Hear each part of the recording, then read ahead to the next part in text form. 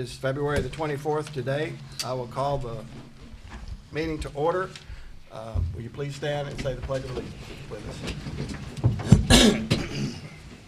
I pledge allegiance to the flag of the United States of America and to the republic for which it stands, one nation, under God, indivisible, with liberty and justice for all. In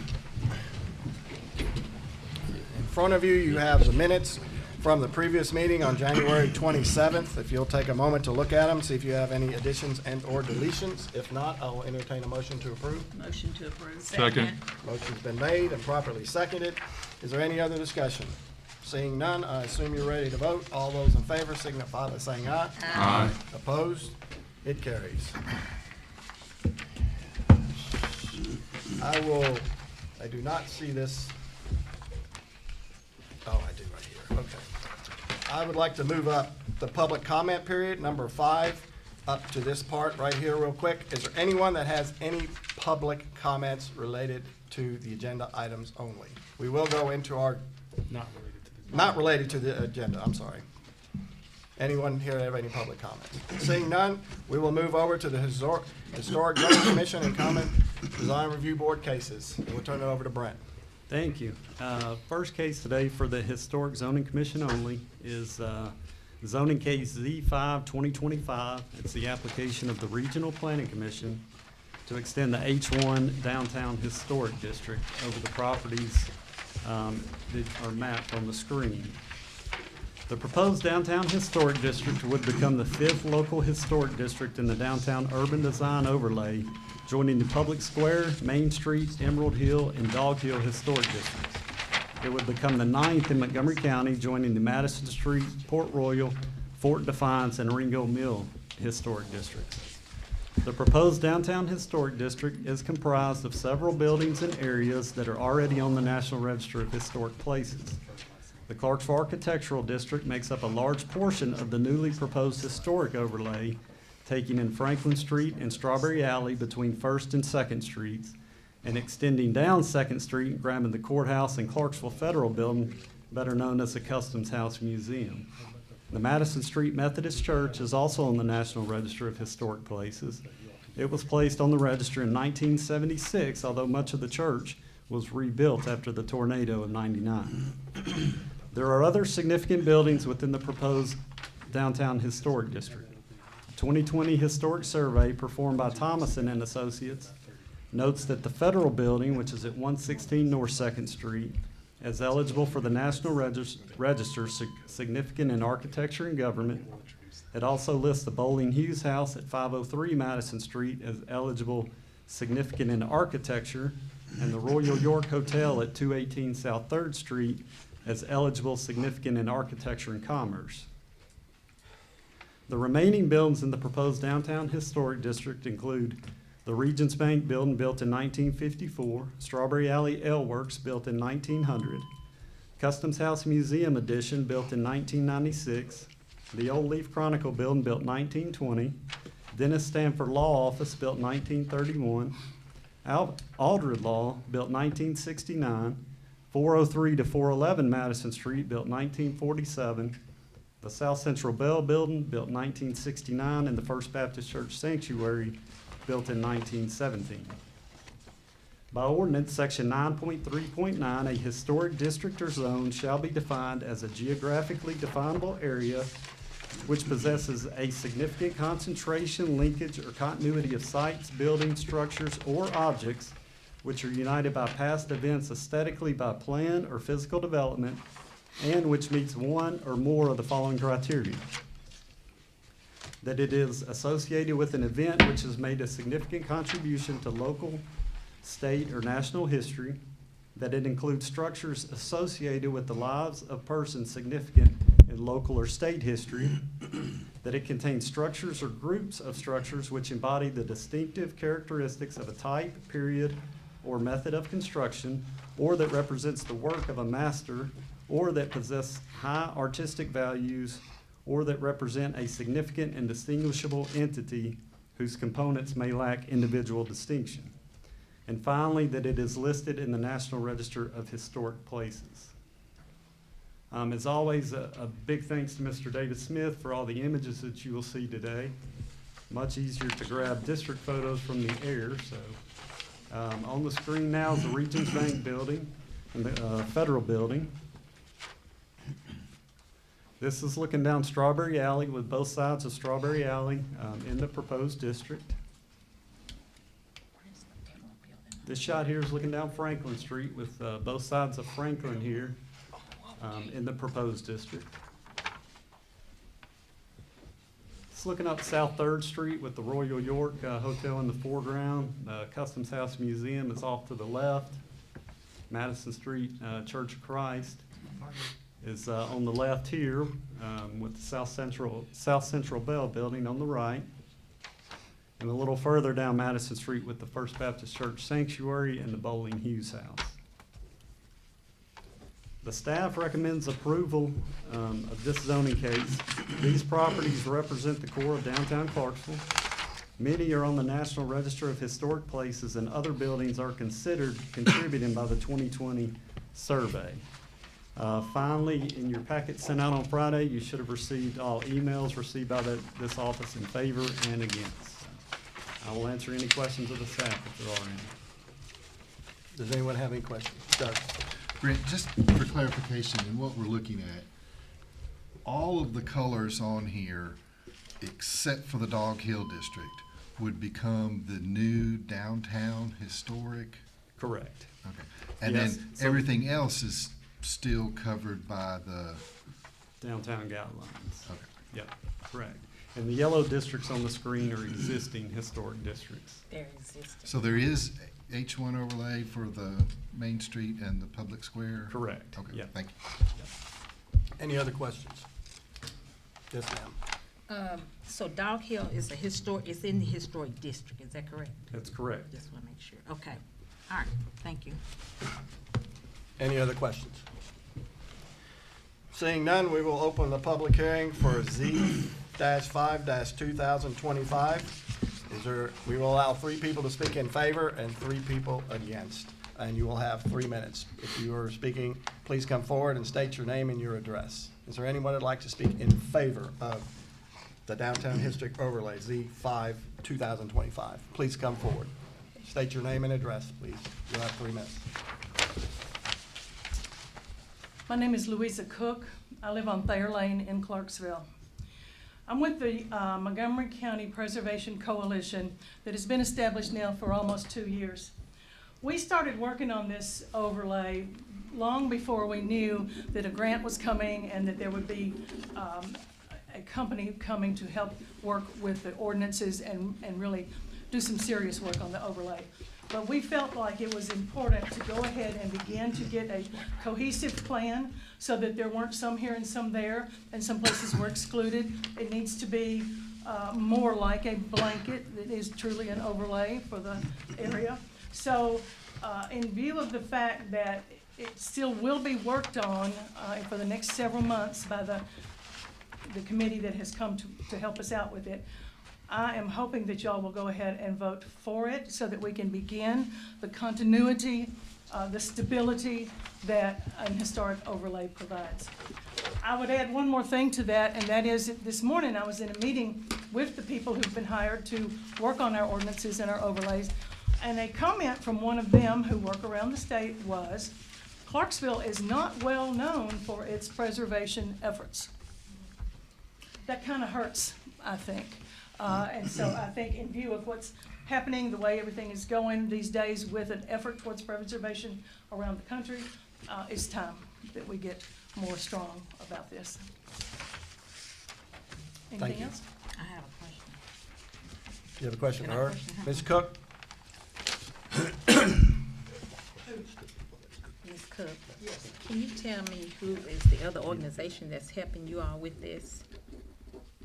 Well, the Montgomery County Preservation Coalition is an arm of the Arts and Heritage Council. We work under their supervision. So the Arts and Heritage is the other agent or? Yeah, but Arts and Heritage, organization? they do a lot of things, and they don't necessarily focus on history. And we saw a need to focus on preserving local history, so we kind of started our own group. How many in y'all's group? I have to ask that because people want to know. Well, it depends. There are 5 of us, I guess, who are very active. There are about 12 who are relatively active, and on our mailing list, we have over 200 Y'all have 501c3? under the Arts and Heritage, yes. Yeah, but with the state. I With the guess so, state. yeah. Okay? Any other questions? Seeing none, would anyone else like to speak in favor of Z-5-2025? Please come forward, state your name and your address. Anyone else in favor? Yes, ma'am, please come forward.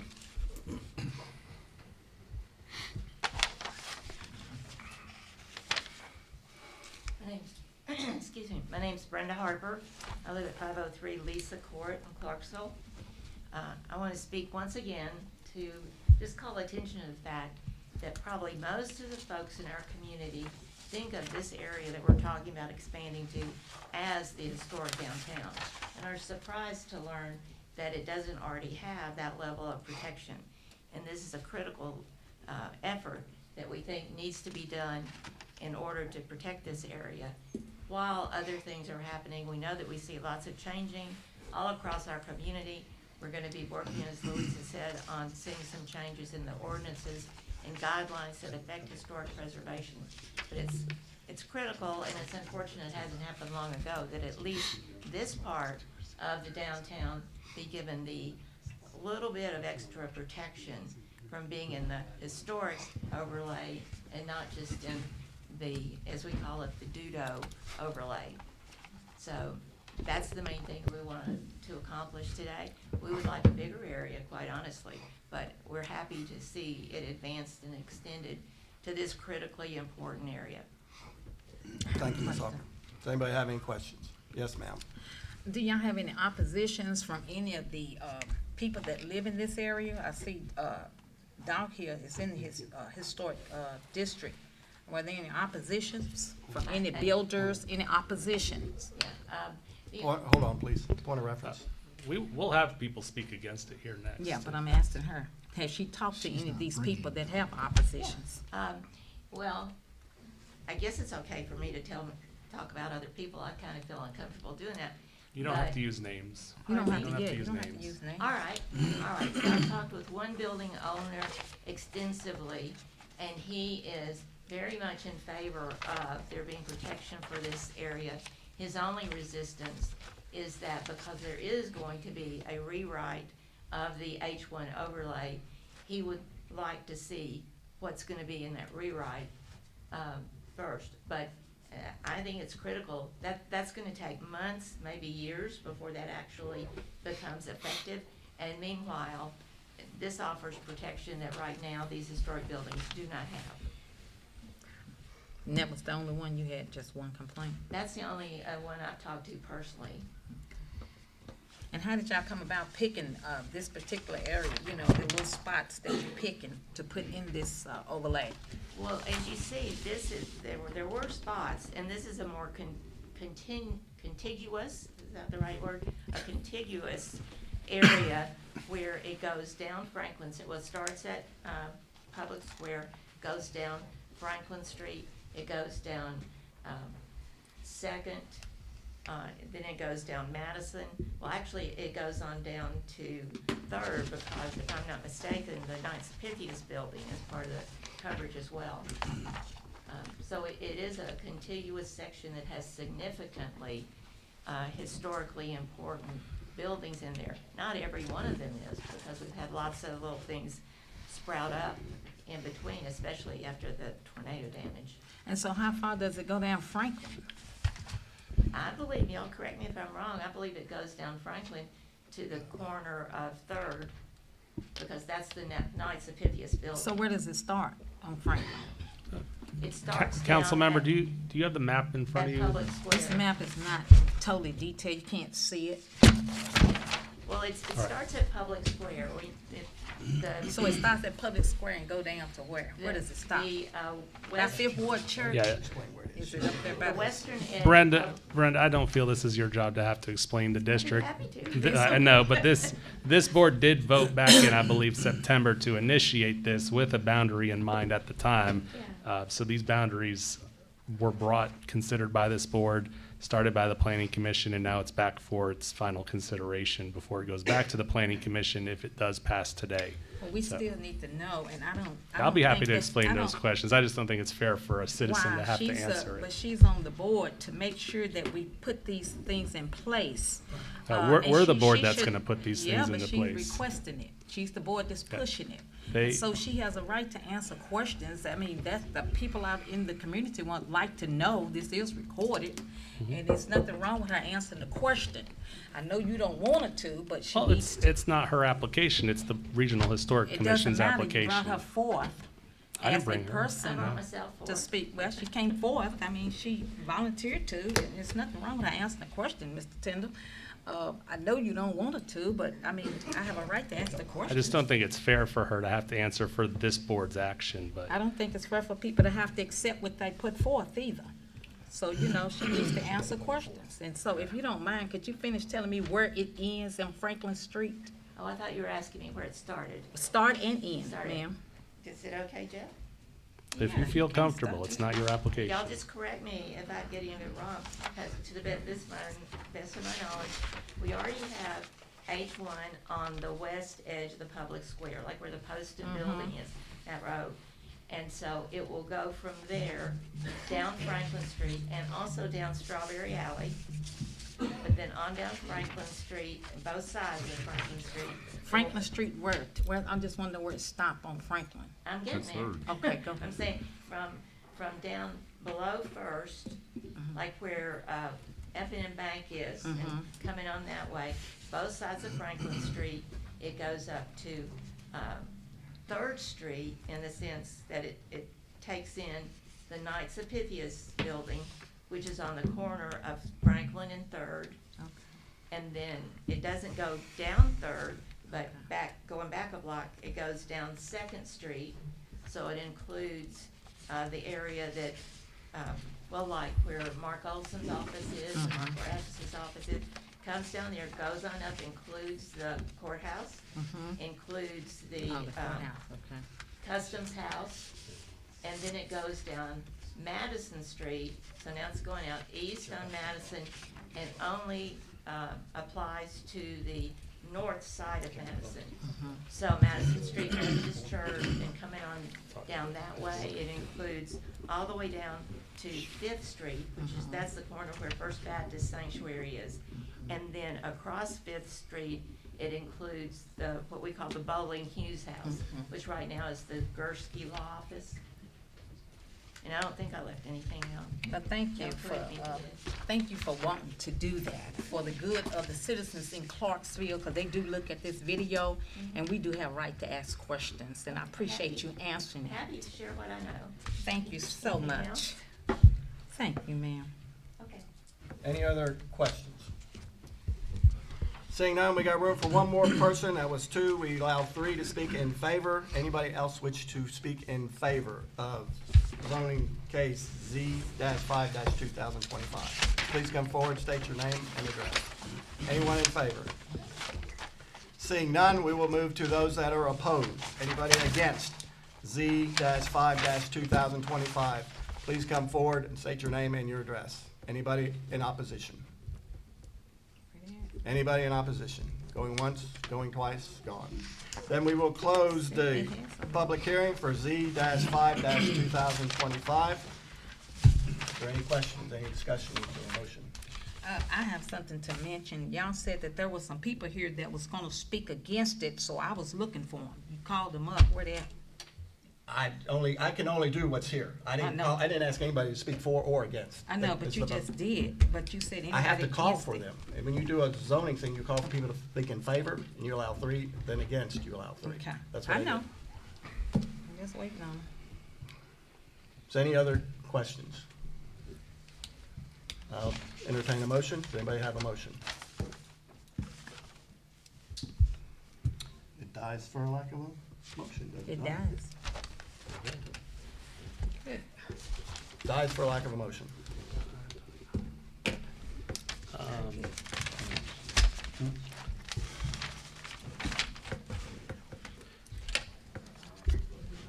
Come here, Zach. Yeah. Get there, Since- attorney. Which one? You want me up there or you want me here? You can ask it there. So since this is a recommendation body and the planning commission will get this tomorrow, I guess it would go forward with no recommendation then from this board, since there was no actual, It dies. Yes. okay. Yes. My name's Zach Johnson, Assistant City Attorney. Did we have a motion? Did someone actually make a motion? Need to move on. We didn't even get a motion. Okay. I can No make a motion. Do you want to make a No. motion? There was no motion and no second. So, all right. Okay, first Common Design Review Board case is MSCD 5/2025. It's the application of Chick-fil-A with the agent of Interplan LLC and care of Cheyenne Day. Reason for the request is Chick-fil-A is purchasing 0.54 acres of land from Lowe's Home Center to expand on-site parking stalls and circulation for dedicated Chick-fil-A use as well as relocation of internal shopping center.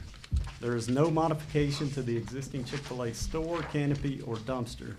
This property is located at 1626 Madison Street. Although it doesn't matter today, it is in the Hilldale Memorial Drive sub-district.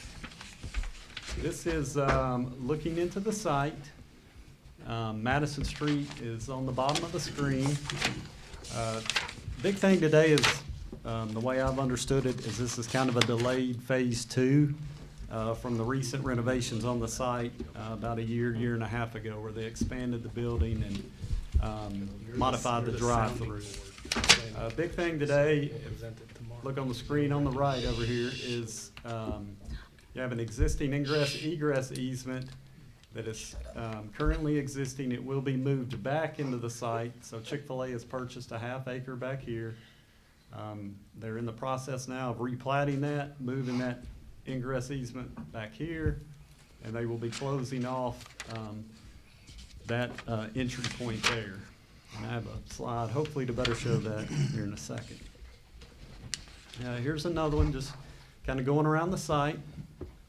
One from the rear. And the way I understood it is there were some real estate delays between Lowe's and Chick-fil-A, and those have been worked out, and they are pursuing that half acre. One looking straight down on the site.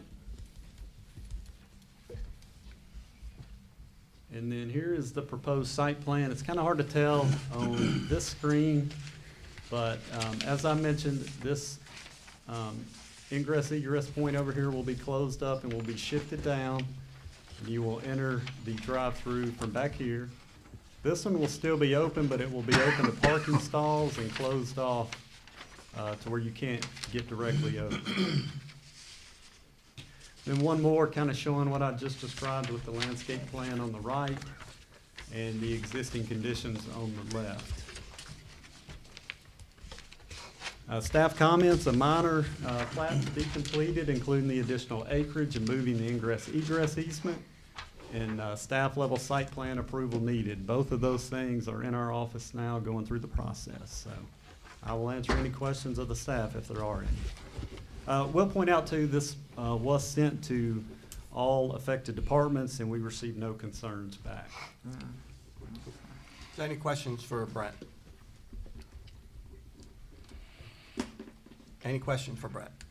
Seeing none, we will open up the public hearing for case MSCD-5-2025. Anybody wishing to speak in favor of it, please come forward. You'll have 3 minutes. Please state your name and your address. Good evening. Richard Scott, Orlando, Florida, not local. He did a great job explaining it. I'm really just here to see if there's any questions.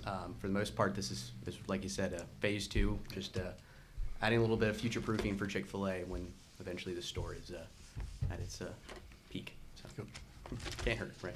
Any questions Yes, I for got a Mr. question. Scott? Would this help alleviate some of the congestion that's around your restaurant? That is the goal, yes. Okay, all right. Any other questions? Is there a motion? Motion to approve. Second. Motion's been made and properly seconded. Is there Second. Do you have any- to call for, Huh? just to be, do you Wait a have to minute. call for anybody to speak to you? Wait a minute. Yeah, I'm you gotta sorry, wait I jumped the till gun. My fault. I don't want anything to My say fault. we have. You're right. You're right. You're right. Thank you for your comment, sir. Is there anyone else that wishes to speak in favor of MSCD 5-2025? Anyone else wishes to speak in favor? Please come forward. Anybody wishes to speak against MSCD 5-2025? Please come forward. Anybody against? Seeing none, I will close the public hearing for MSCD 5-2025. Sorry for going too fast before. Any other questions? Then I will entertain a motion. Motion to approve. Second. Motion's been made and properly seconded. Is there any other discussion? Seeing none, I assume you're ready to vote. All those in favor signify by saying aye. Aye. Opposed? It carries. All right, next case is MSCD 6-2025. It's the application of Hans Datchler. Reason for the request is a 25 by 32 by 14 no overhang building, built to the same color as the existing, for property located at 2151 Madison Street. And also irrelevant to the case, it does fall in a residential sub-district of the corridor. This is the existing structure that is on the site now, Madison Street, bottom of the picture. The new structure will be going to the rear of the building, this little gravel area back here. One more just continuing to go around the site. And from the rear of the site with Madison Street at the top of the screen, again, the new structure will be in this area here. One more just looking straight down on the site, leading into the site plan, showing that location. You have Madison Street to the south here, and the little building, the back of the parking lot there. These were the elevations submitted. We'll point out the original structure on site is 25 foot to the peak of the roof. This new structure is 18 foot to the peak of the roof. And then one more rendering of just what that structure will look like. Staff comments, no site plan approval is needed for this, since the new structure is 800 square foot or less, so this is the only stop for it. And I'll answer any questions of the staff if there are any. Any questions? On Go the, ahead. on the site plan, I can't really see the property line. I'm assuming the disturbed area from the aerial photo and where this will be, there'll still be a plenty amount of buffer of the trees should the residential, Yeah, you know, Cor- for in future if there were, the correct. landscape buffers, I guess what I'm trying to get at. Yes, yes, all the existing landscaping and buffering that's there now will remain. Brent, can you stop right at that, go back one picture, in both of those? Is this an open air structure, or is this gonna have garage doors? Garage doors, the way I understand it. Okay. Any other questions? Seeing none, we will open the public hearing for MSCD 6-2025. Is there anyone that wishes to speak in favor? Please come forward, state your name and address. Anyone that wishes to speak in favor? Going once, going twice, go. Anybody that wishes to speak against, in opposition to MSCD 6-2025? Anybody to speak in opposition? Seeing none, I will close the case, public hearing of MSCD 6-2025. Do anybody have any other questions, or is there a motion? Motion to approve. Second. Motion's been made and properly seconded. Is there any other discussion? Seeing none, I assume you're ready to vote. All those in favor signify by saying aye. Aye. Opposed? It carries. All right, moving into downtown. First, downtown case is DDR 1-2025. It's the application of Gracie General Partnership with the agent of Bart Klein. Reason for the request is that Joseph is a mixed-use development that includes 92 workforce residential units, 4,250 square feet of retail space, and modern amenities. The design thoughtfully integrates the Dunlop matching using complementary brick veneer and limestone banding while incorporating contemporary architectural elements to create a cohesive connection between the new and existing facility. The owner will proceed with an application for National Historic Registry for the original structure. This property is located at 517 Madison Street. So this is the original structure and carriage house that's on the site now. They will remain with the current plans. Our 2020 historic survey briefly describes this as the Dunlop Miller House, 517 Madison Street, a Mediterranean-style house built circa 1917 by Joseph Dunlop, owner of Dunlop Mills. This is looking straight down on the site, and as you can see from the site plan, so with this development, it will front along Madison Street and run along the property line here, almost make an L shape. And here is the site and landscape plan.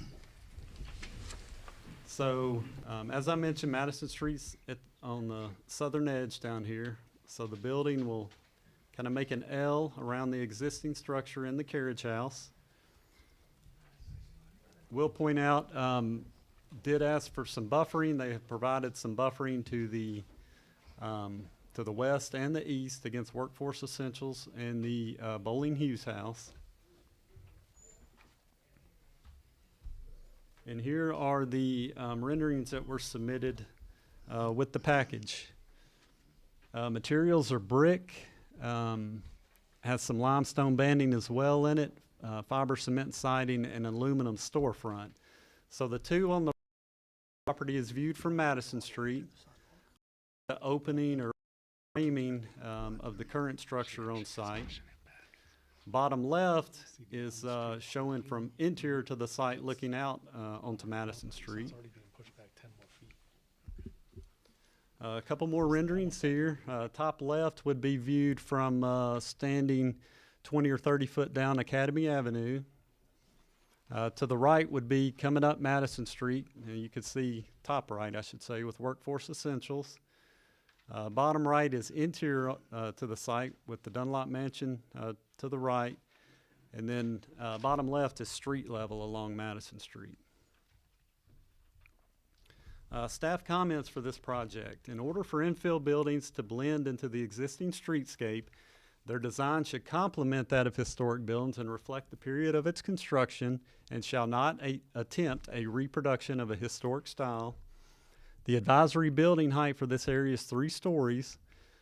Taller buildings may be appropriate at key intersections for reasons of financial viability and to encourage greater property values per acre downtown. Building heights higher than the advisory height may be necessary outside of the local and national historic districts. Also from the ordinance, front yard setback should be based on the predominant setback of existing structures on the block face or across the street.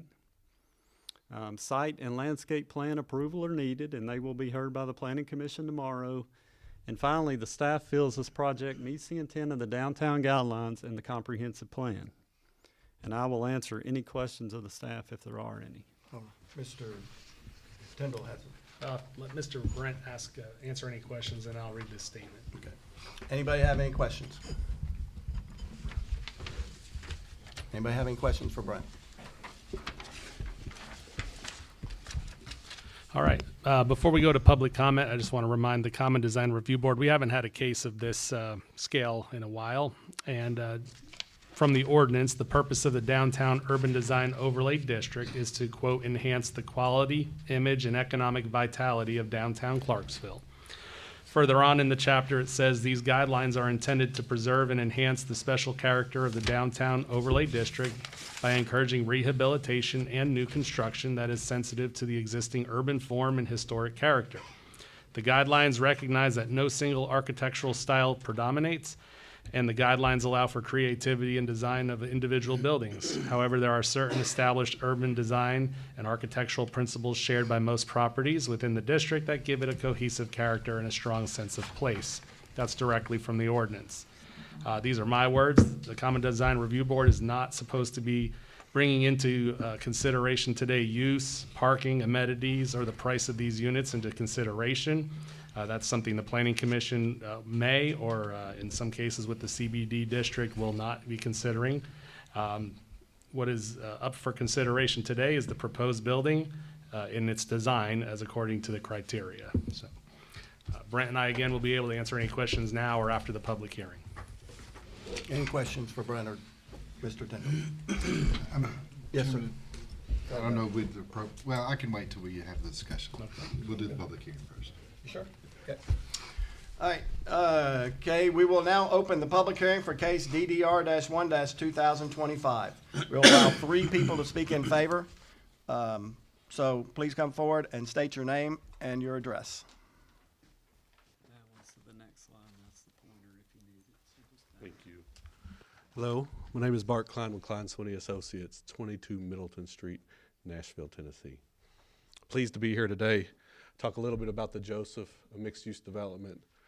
Obviously located, you know the site, obviously it's in controversy, but the existing site, there's about a 15-foot elevation change from Madison Street to the home, and there's a retaining wall that addresses the front of the street.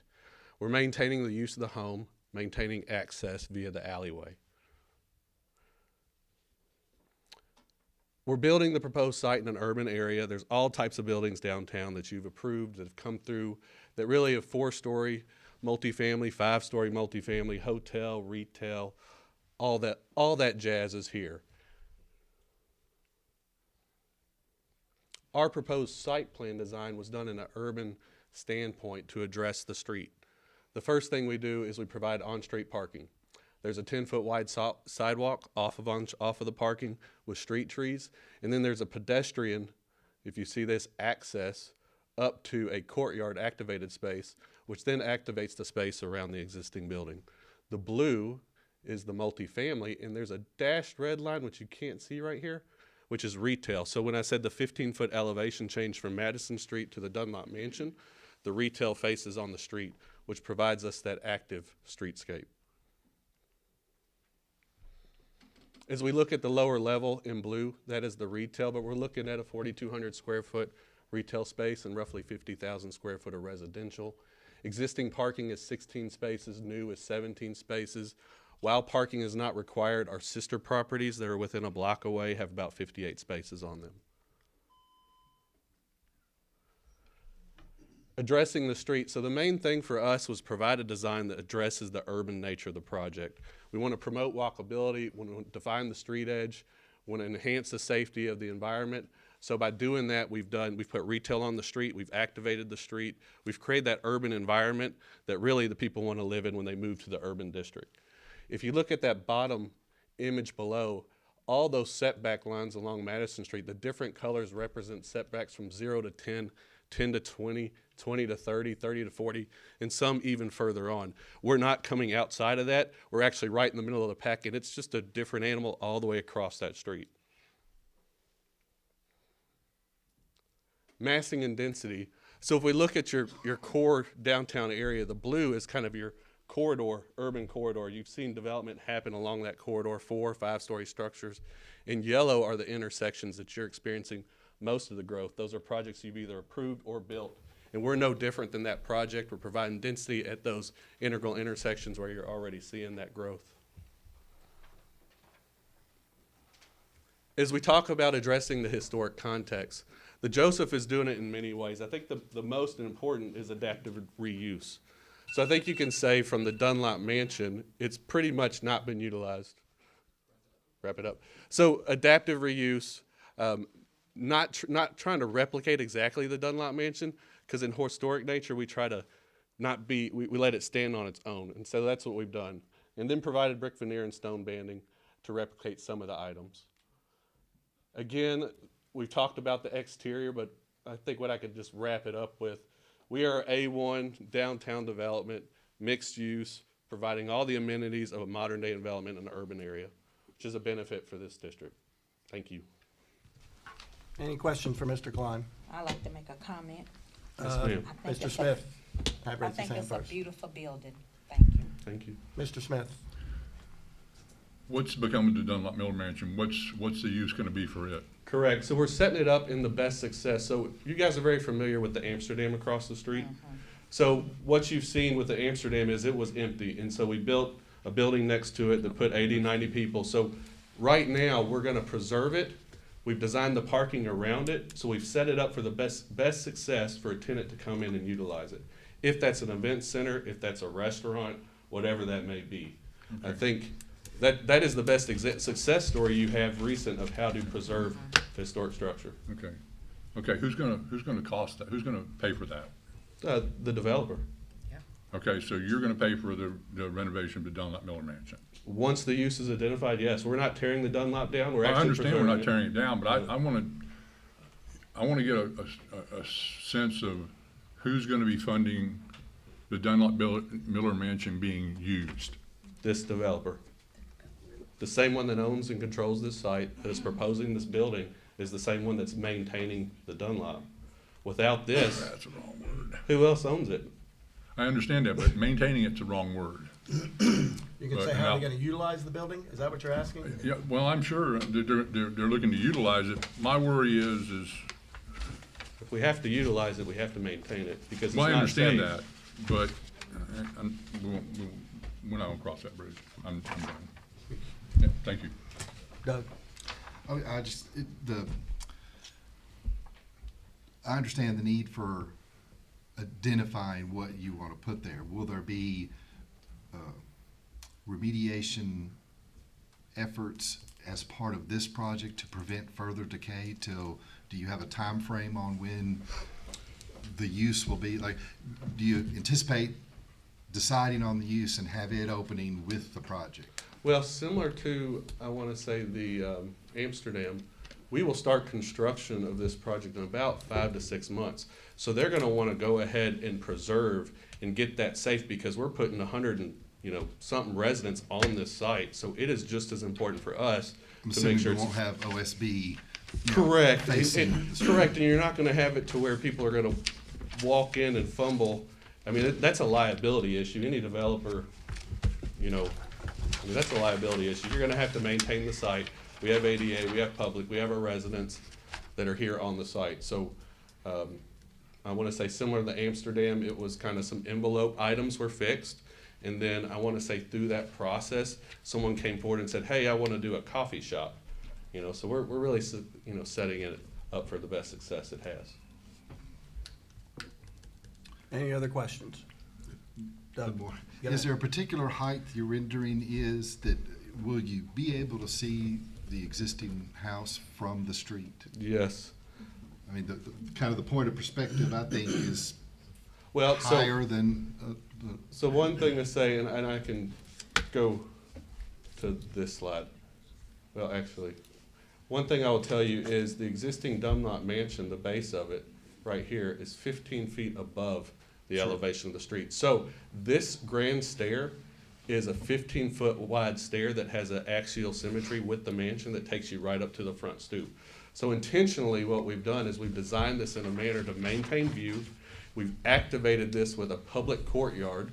So we're promoting architecturally for someone that's walking down the street to say, hey, come visit me, I'm here, opposed to walling off. And so I think the developer, because this stuff is, these kind of modern moves are framing and setting this up to where the Dunlop Mansion is a focal point for the project. That's what it's done, both on a symmetrical standpoint, an architectural standpoint, and a view shed standpoint.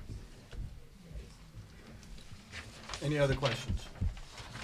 Thank you, Mr. Klein.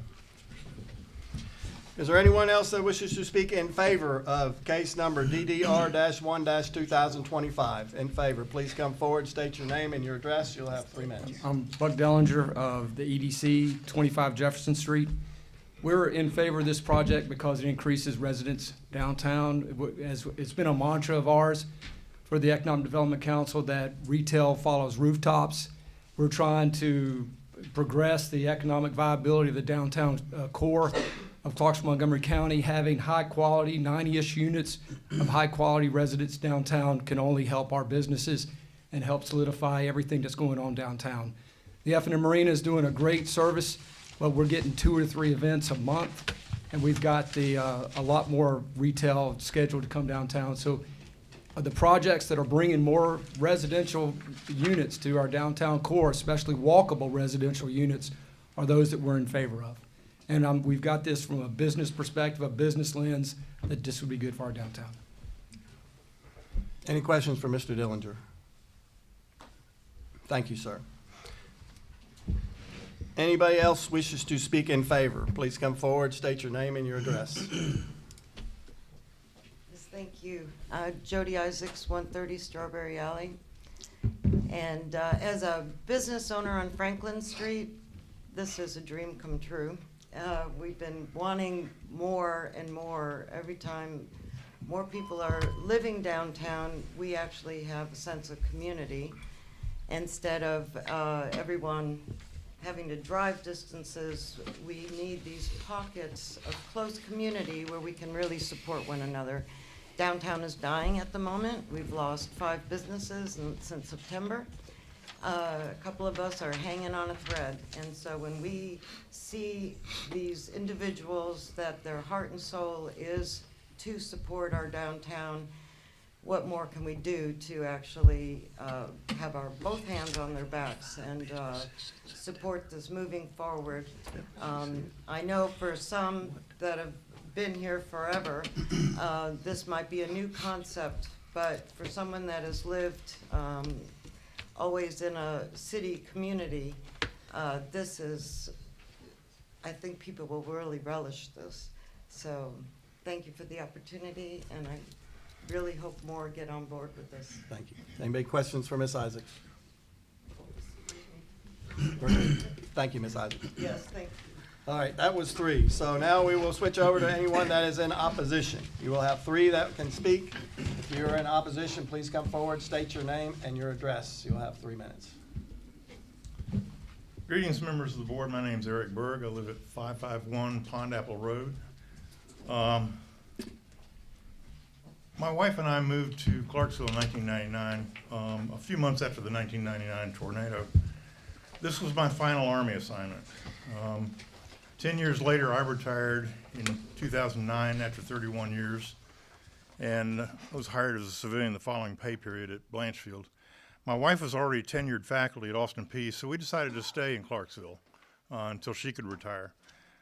We both retired last summer, and we chose to stay in Clarksville for a number of reasons, many reasons, but 4 of them were most of our friends were here, and that's a common reason.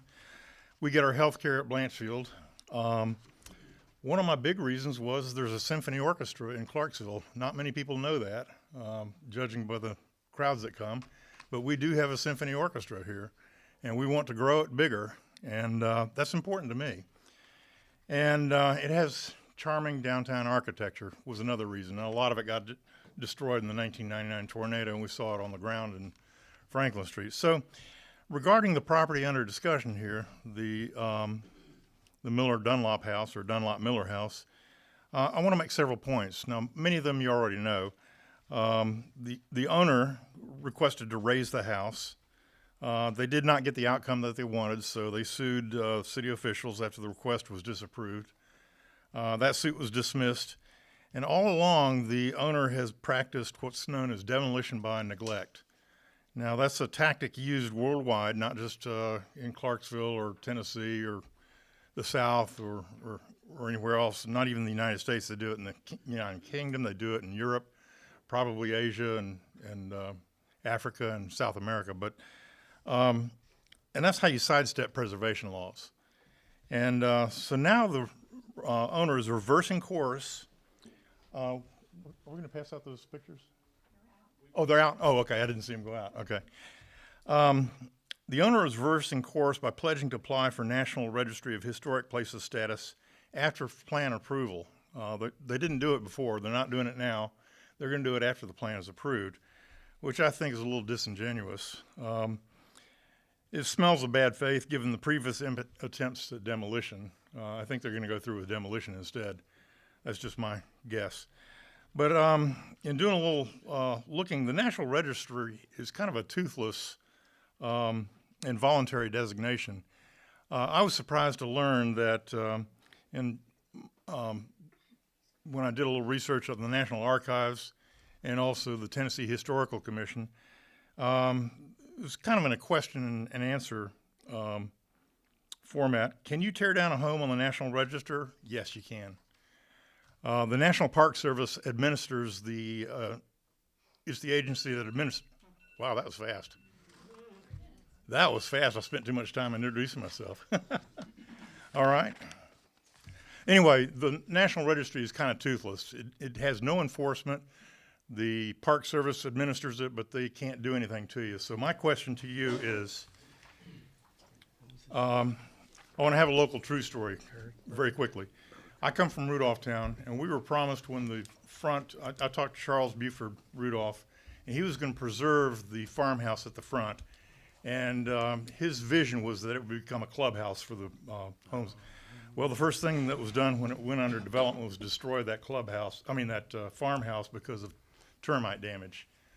So the intent didn't follow through. So my question to you is there any guarantee the Dunlop Miller House will not suffer the same fate? Will it be raised after construction on the Joseph has started? And is it too late to turn back the clock after we approve this plan? So this is my question to you. Thank you. Any questions for Mr. Berg? Thank you, Mr. Berg. Is there anyone else that wishes to speak in opposition?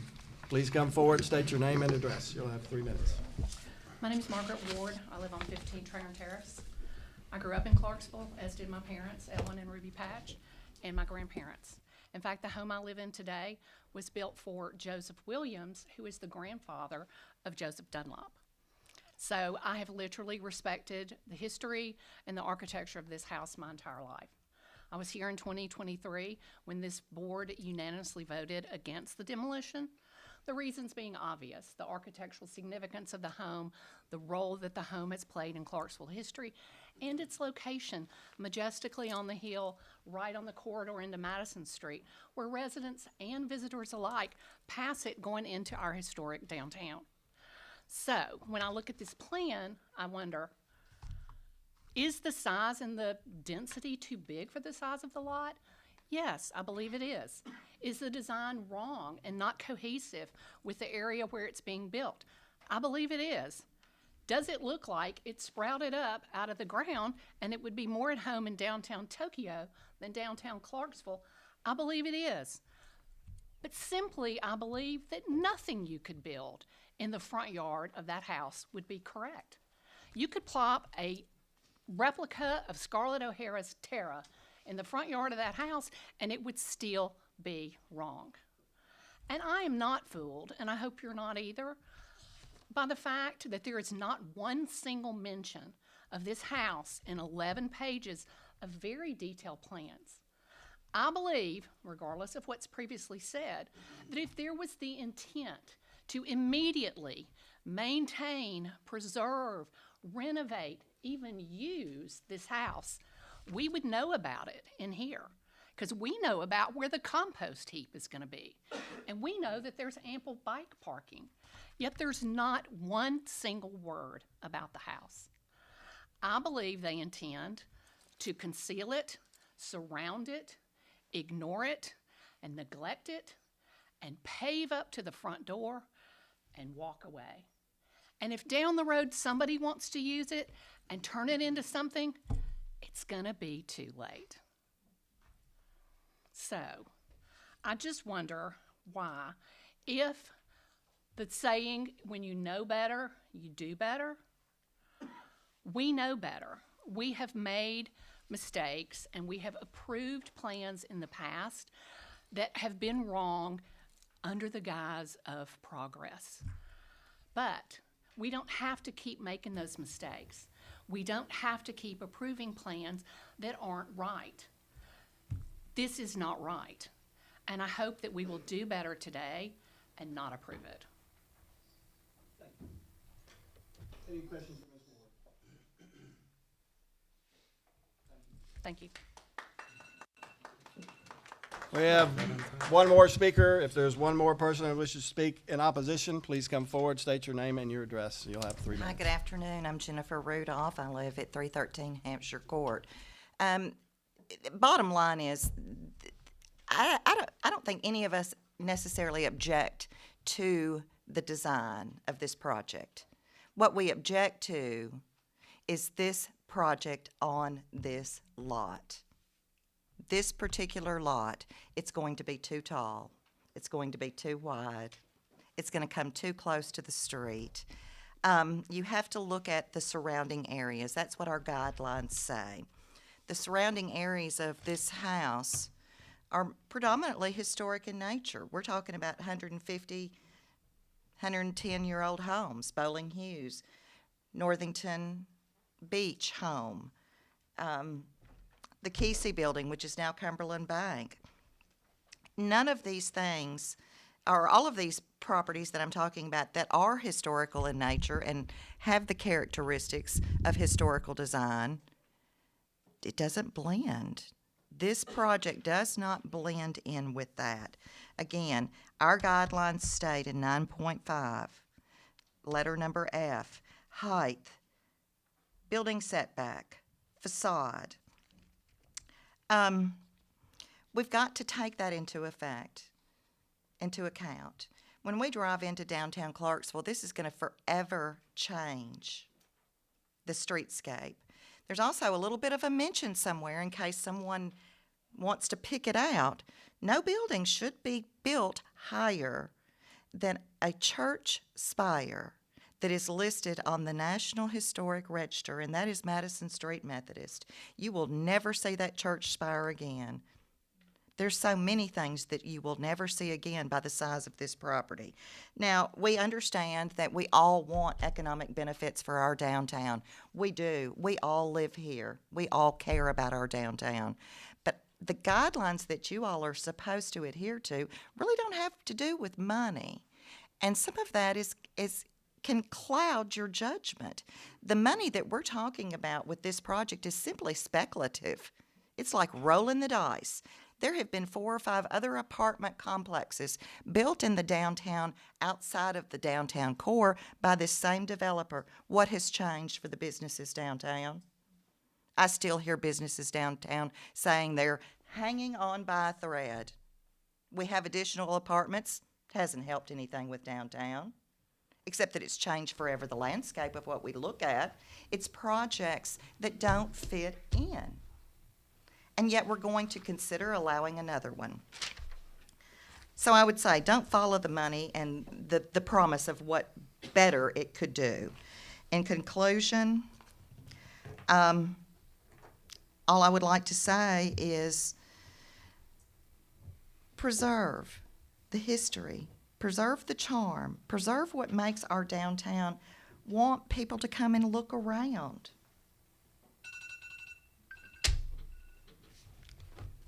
There's so much more than 3 minutes can possibly even begin to tell you all. And now we've had a total of 18 minutes, which is not enough to consider a project of this magnitude. Those were Mr. Tyndall's words, a project of this magnitude. I think we really need to think long and hard. Thank you for your Thank you, Ms. time. Rudolph. Any questions for Ms. Rudolph? Thank you, Ms. Rudolph. We will now.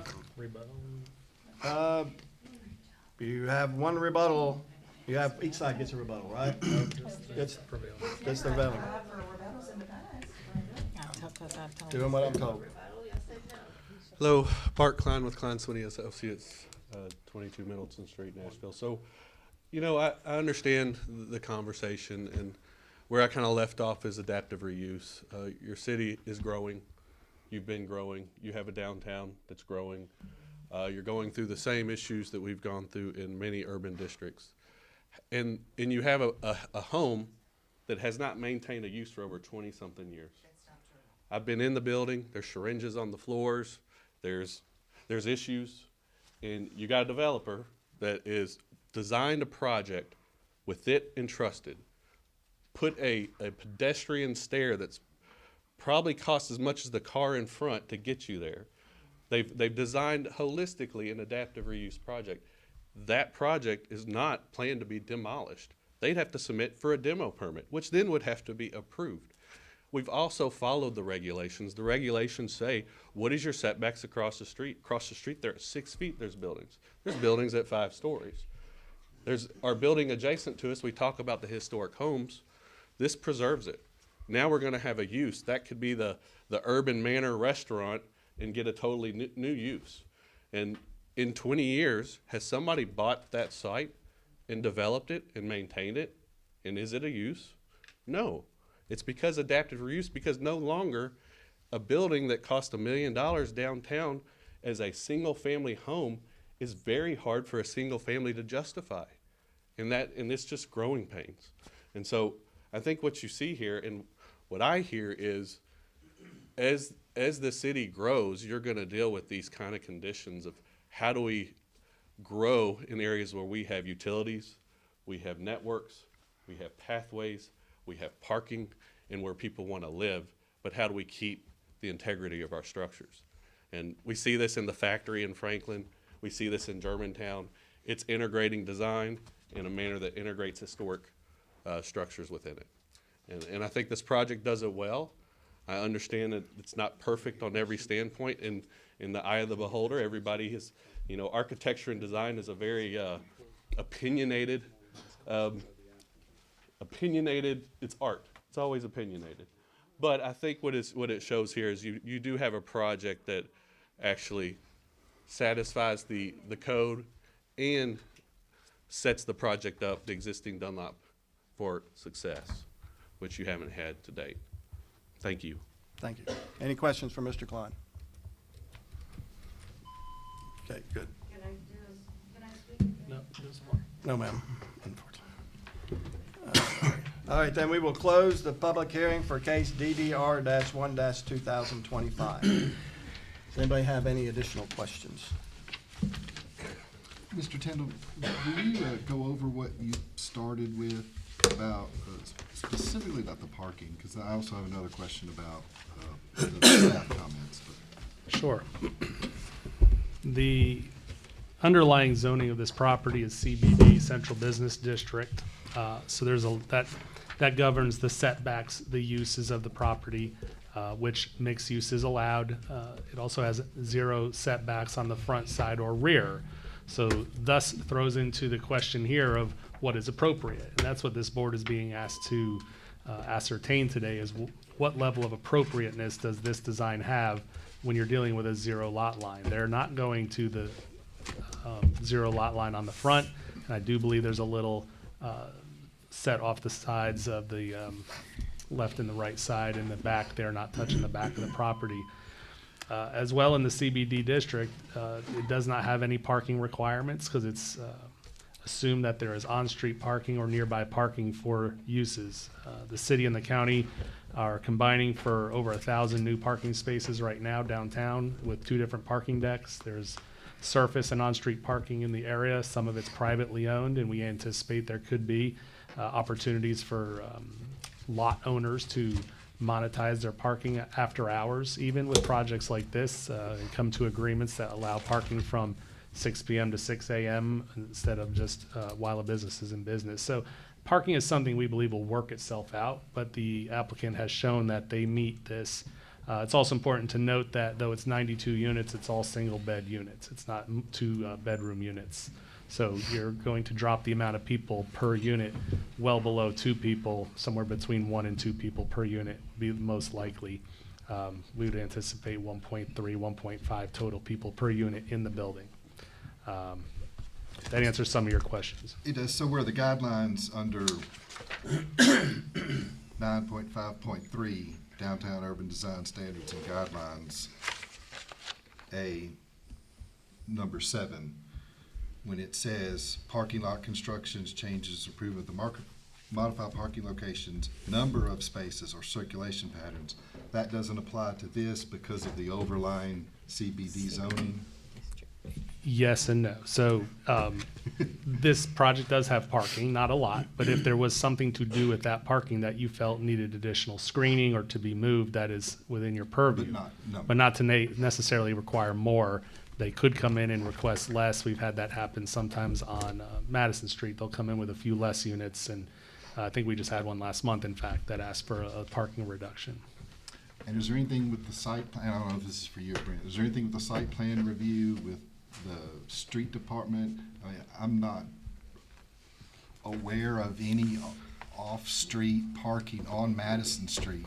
I should have mentioned initially, similar to. Except funerals at a couple of the churches. Right, similar to the project earlier, this is going through the site plan process, so all affected departments were notified, and we didn't receive any comments back of concern. So the street department has seen the plan and okayed the plan, if you will. I think they had some minor comments about ADA accessibility and a sidewalk there, but didn't object to the parking.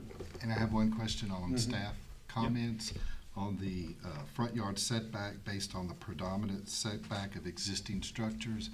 Is that not a datum line between the two adjacent on that side of the street? It's a great question, and one that was heavily discussed in our staff meeting. I think the staff landed on University Avenue and Third Street. And as Mr. Klein kind of touched on with his slide, it's kind of a mixed bag through that area. Whereas if you had a neighborhood platted and every house was at 30 foot, I think there's a strong argument that a new structure. I had to do that when I built my house, but that's not. Right, yeah. So a little different in that case in the sense that the setbacks are everywhere from on street. This one is set back about 12 to 15 foot. But you have 50, 60 foot, so.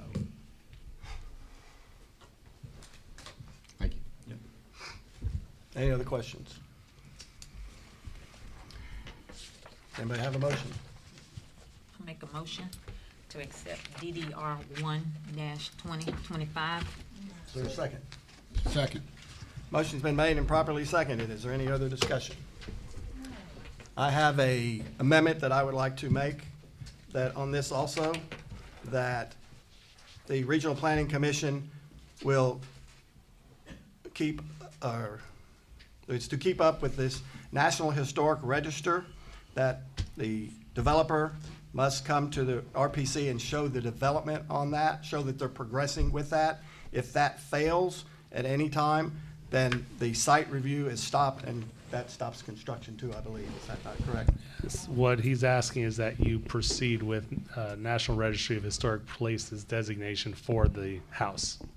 And if we don't see that being done, those got to be reported to the RPC to make sure they're coming. No offense, but we did have the Pearson building, and she was supposed to move that back up front, and she's never done that yet. So she doesn't necessarily follow through with her word most of the time. And, hold on. So we have that. And also, I would like to, in that same amendment, that a historical placard or monument be put up in front of that on the roadside describing about the Dunlop Mansion and all that, if this gets approved. I would like to have those two amendments. I'm seeing nods from the applicant's engineer. Would anybody like to second those? He already been seconded. Second. Motion, the amendment's been made and seconded. Is there any discussion on the amendment? Motion on the amendment. Seeing none, I assume you're ready to vote on the amendment. Please signify by saying aye if you're in favor, nay if you're opposed. Aye. Motion, the amendment passes. Now we're back to the original motion as amended. All those in favor signify by saying aye. Aye. Opposed? Nay. Nay. Nay, for me. I think we'll need a hand vote. Well, you'll need a hand vote. Is it too late to make another amendment?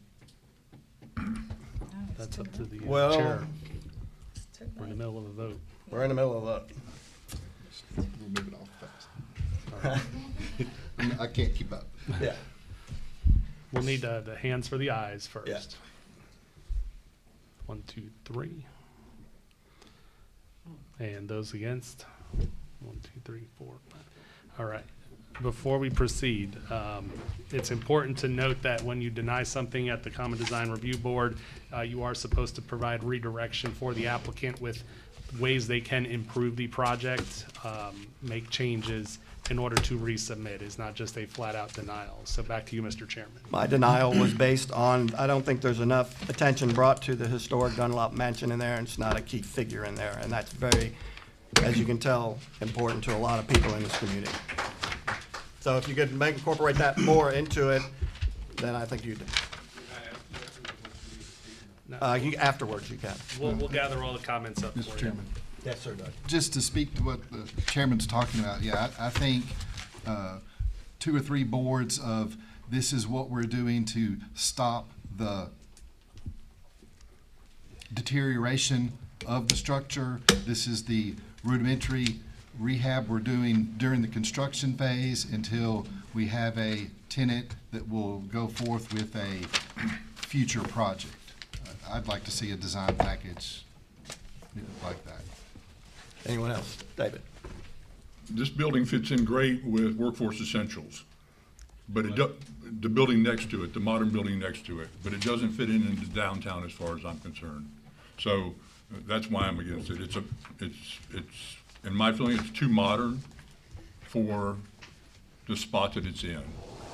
And I'm gonna be honest with you, and this is just an opinion, I think once the building is started, the Dunlop Miller Mansion will go away. Anybody else wish to speak on the board? Yes, sir, Gary. I went in that house 63 years ago.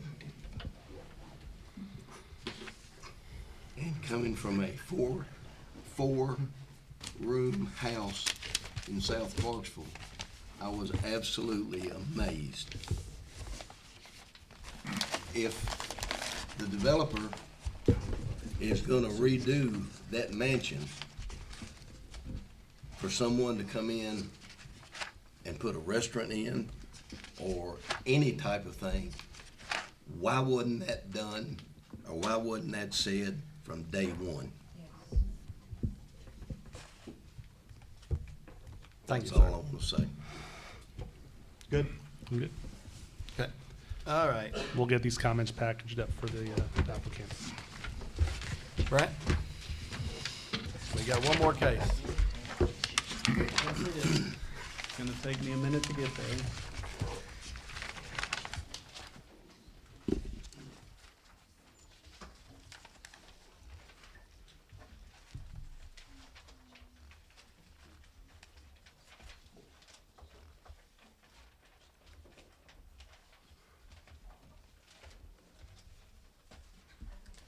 Bear with me.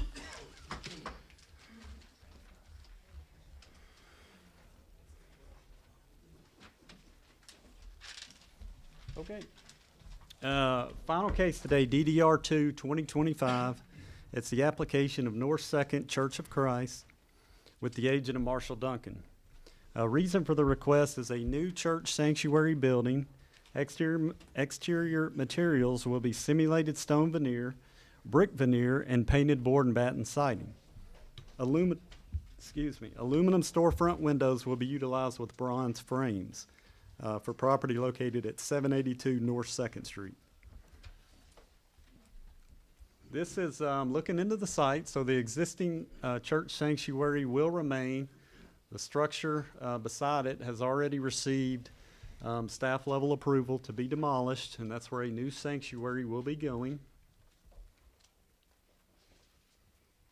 This is looking from the back of the site with North Second Street in the distance. We'll point out with this parking lot, it is paved currently. It was a gravel lot for a long time, 2017, 2018 timeframe. It was paved. Based on our records here, I can't find where it was approved either at board level or staff level because some screening, would have been required at that time. Looking straight down on the site, I'll also point out the application today seeks approval of the new structure, which we'll get to.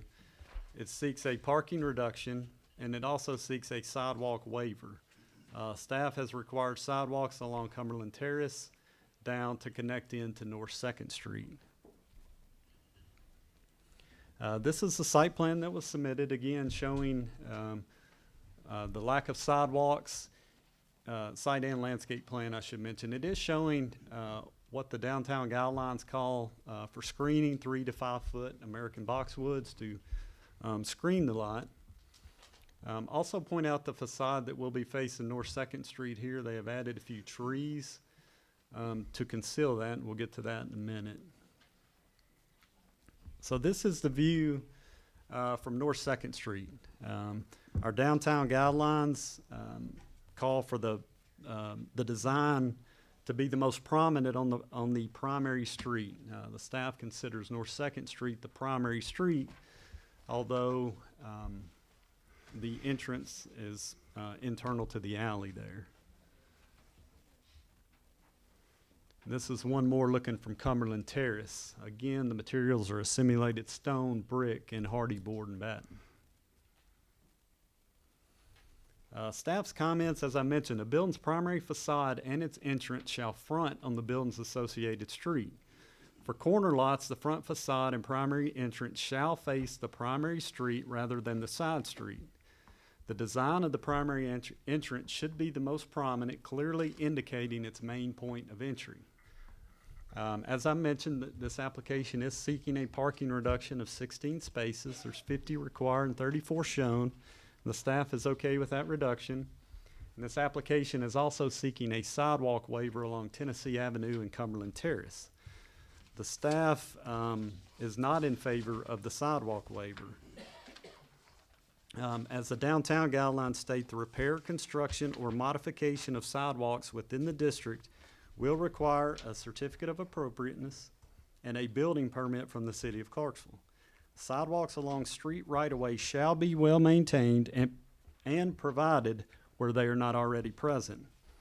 And our comprehensive plan also aligns with that, prioritize pedestrian safety in the downtown urban core by adding sidewalks. And I will answer any questions of the staff if there are any. Does anybody have questions for Brian? Had the parking lot gone through a review, would there have been a screening requirement between the parking lot and the existing residents? It would have been screened between the parking and the right-of-way. The existing residents, the church owns that now, they're leaving it alone. They have added some trees over there.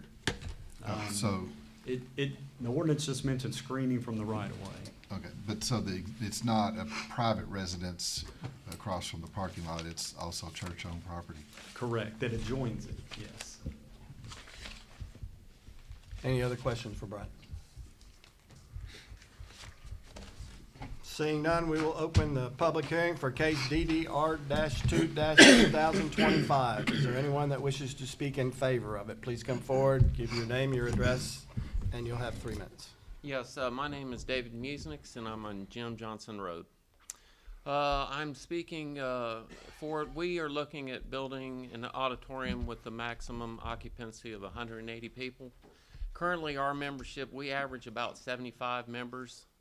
So when we were looking at the plans with the engineer and architect, the parking lot project actually became bigger than the building project. So, and we just don't have the funds to do that because we don't really need the parking at this time. Now, as we hope to grow, which we know we will, we can either go to 2 services temporarily, but we will then have more people funding the project, and we don't think the parking will be an issue at that time. But we would like the variance at this time to do that. And as far as the sidewalks, it's a little out of my expertise there as far as the grading and what needs to be done to be ADA compliant.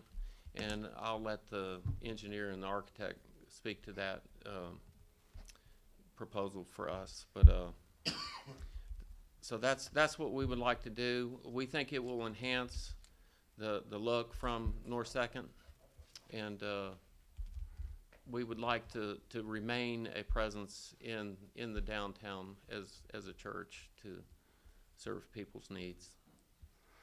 Does anybody have any questions for Mr. Musnix? I do. Do you, as of right now, do you have enough parking space to accommodate your members? We have more than enough. More than enough? Yes. Okay. All right, that's all. Anybody else? Thank you. Doug? I'm not familiar with the interior layout. Does the current building, the doors that face North Second, is that the entry to No, the sanctuary? it's around the back, where the parking lot is at.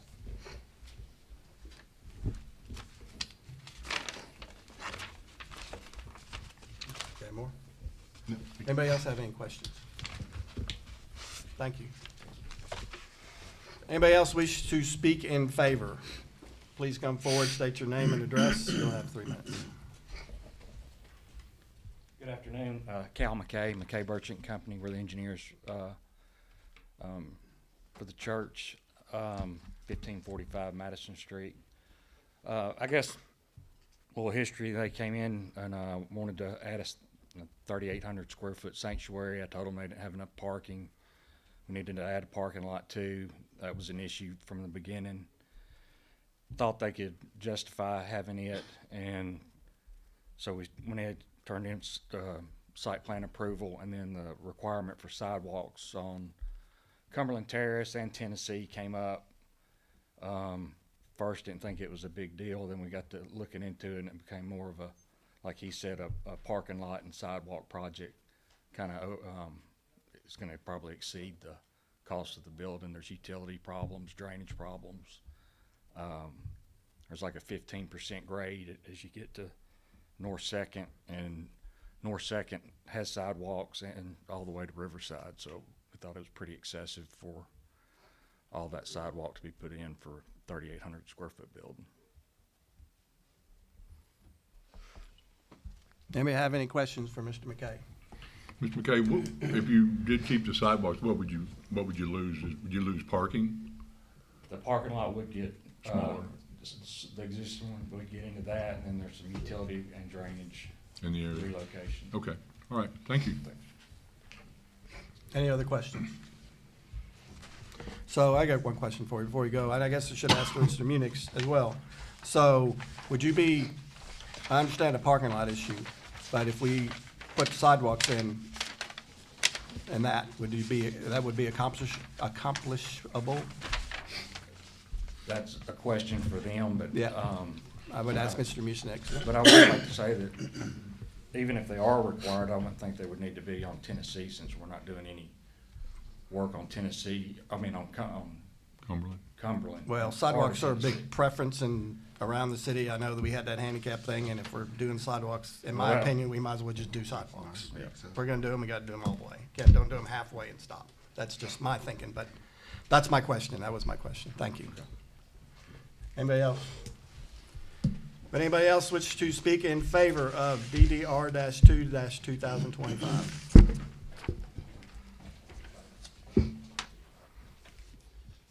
I'm Brad Martin, Lyle Cook Martin Architects. My partner, Marshall Duncan, is actually the architect for the project, but he couldn't make it today at the last minute, so I'm here sort of filling in for him. If you have any questions regarding the building design, I'll gladly address those. Any questions? Thank you, sir.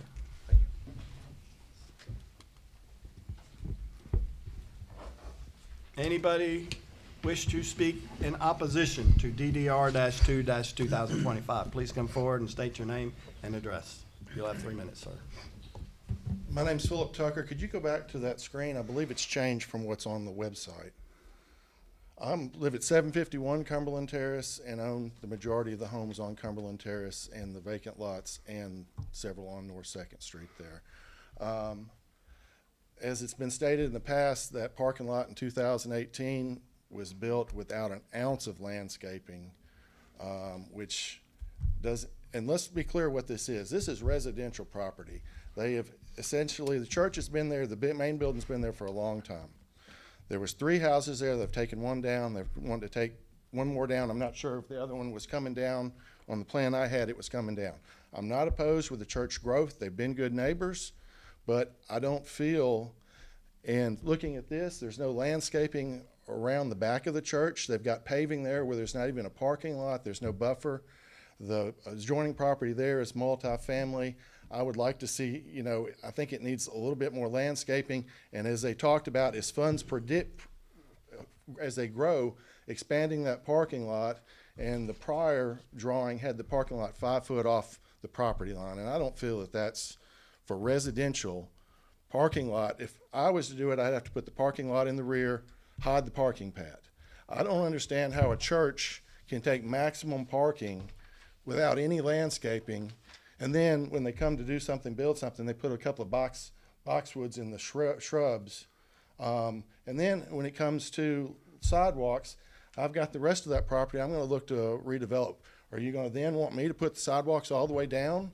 I wouldn't think that would be fair to me if I'm redeveloping at a later point, and then they say, well, it doesn't have sidewalks. You're gonna have to put sidewalks all the way down to North Second Street. And I don't see that, is that. But my main issue, like I said, I don't have a problem with the church growing. That parking lot, if you go back to it now, it doesn't have any landscaping. And I don't feel that what they've done there meets the guidelines as far as landscaping for a parking lot, especially on a residential lot. Any questions for Mr. Tucker? Thank you, sir. Anyone else wish to speak in opposition? Anyone else wish in opposition, please come forward.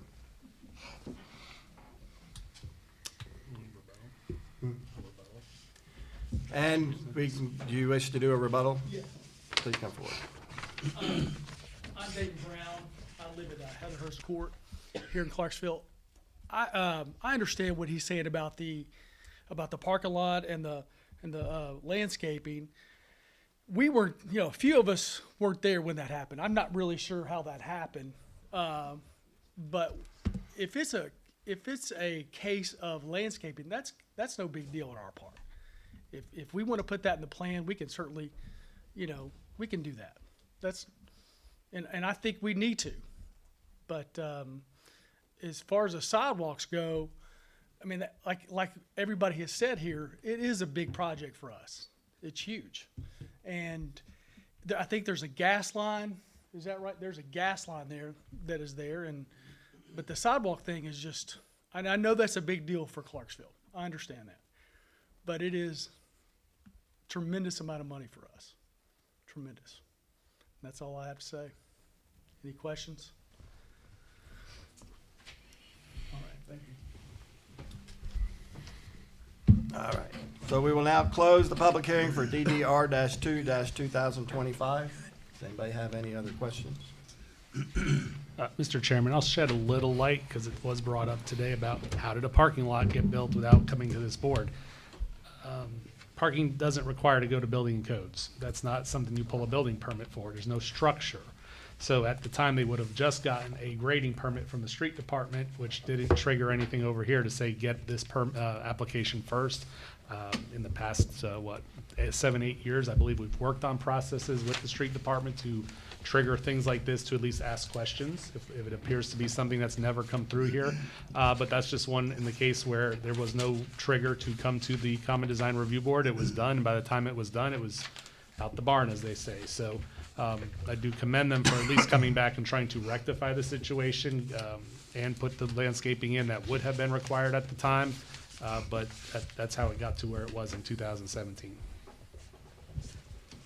Anybody else? Is there a motion? Could we make an amendment for the landscaping? Well, you make a motion first, then we'll amend, then we vote on the amendments. So if you want to make a motion to approve, then we can. I'll make a motion to approve. Motion's been made and properly seconded. Any other discussion? I would like to make an amendment to where the landscaping be put in as part of the plan. And the sidewalk. And the sidewalk. Is there a second? Is there a second? Second. Okay, motion's been made for an amendment and properly seconded. So just clarification. Clarify, Yeah. where is the landscaping Yeah, I need to know where Yeah. and Bert, you were to keep the sidewalk. Keep the sidewalk. For both blocks. Okay. Around the parking lot area to where it's. Brent, can you bring back up the map? At the end of the retaining wall on the parking that is on the alley? Yes. And a retaining wall. No, there it is, a retaining wall. At the end of the retaining wall. Can you show us on the map? We're gonna have to know so we can review this Show one. on It's map. done. What part on that? Where you sketched it Where in. I've drawn the little trees. Okay. Oh, we drawn little trees. All right. So he's already right there. That's drawn 4 or 5 trees right here. For bushes, I'm Yeah, just, just I'm saying landscape. Landscape. Landscape. Okay. Brent's gonna have to know what he Sorry. Y'all know I don't want to do this. Yeah. There were, just to clarify, Mr. Bagby made a motion or for an amendment. Amendment, yes. Yes, made a motion for an amendment, and then you tacked on an amendment as well, Mr. Singletary? Yes. I think that's probably better done In two- separate. okay, Separate. we'll do that. Singletary can do one. Good catch that. Well, or could we do you accept his friendly amendment to your amendment? I do. We can do that too, correct? Okay, perfect. Yeah, that's what I was gonna do. Just as long as it's clear on the record. Yeah. Okay. So you accepted his friendly amendment. Does the second person that seconded it accept it as well? Okay. Yes. And then Okay. as clarified from Doug's drawing, 4 to 5 understory or coverage against that parking lot and the residential property to the south. So the staff will get that included in. There's a correction. He made the I motion. made the motion. He didn't second. I didn't say. He made the motion. Okay, who seconded? We'll just say I did. I don't know. He made Hold the, on. I think I made the motion. he made the No, amendment. he made the motion. I made the motion. No. he The made original motion was Honeycutt, second by Bagby. That's Then right. Mr. Bagby made a motion To amend. to amend, Okay, seconded that's- by Yeah. Bert Singletary. And whereas Bert also added the sidewalk in with his second, and now James has, I believe, just to confirm, accepted Bert's friendly amendment on the second. We're voting on the So what- amendment. Only. Right. And now We're you're only voting voting on on the the amendment, which is to include the sidewalk and to add a little bit of landscaping adjacent to that parking lot to the south on the north parcel. Clear as mud. I make a motion for the amendment. Second. Motion's already been made and seconded. Okay. Any other discussion? It's Yeah, we usually don't Seeing- go over an hour here. Seeing none, I assume you're ready to vote. All those in favor of the amendment only signify by saying aye. Aye. Opposed? Amendment carries. Now, back to the original amendment, the original motion as amended. Is there any other discussion? Seeing none, I assume you're ready to vote. We are now voting on the motion as amended. All those in favor signify by saying aye. Aye. Opposed? It carries. Thank you. I believe that concludes is there any other business to come before us? One more comment, our consultant team, I think they're in town. Yeah, I they're don't know if out still taking here. pictures. Yeah, they're. Okay, public kickoff tomorrow night, 6 o'clock here at the It'll be. planning commission. We'll for do the it general down here, public, I so. think. And to clarify, the consultant team is working on the guidelines. Downtown and the historic, Both the 9-3. Not ordinance and the necessarily guidelines. what didn't get a motion today. The overlay. They're not working on the overlay. They were having. No, We are not adjourned yet. We are not adjourned yet. Gary, we are not adjourned Oh, yet. I'm sorry. Excuse We me. are not adjourned yet. Sorry. Apologize. We're discussing tomorrow night's meeting, just That's so correct. you're all They're aware. discussing present-day conditions. For Well, both, they're for both the also working H1 on overlay. the new. If it passes, then yes, it would become under their purview as well, in their review, I guess. Not purview, but under their review for consideration for future historic.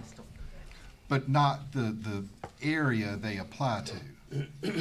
We currently have the downtown urban design Right, and they're district, working on and we have the several historic districts downtown. What the consultant is doing is updating chapters 9.3 and 9.5 of the ordinance, as well as a design guideline for those areas. Do we have- That's their deliverable when they're done in about 6 to 8 months. And this is the kickoff.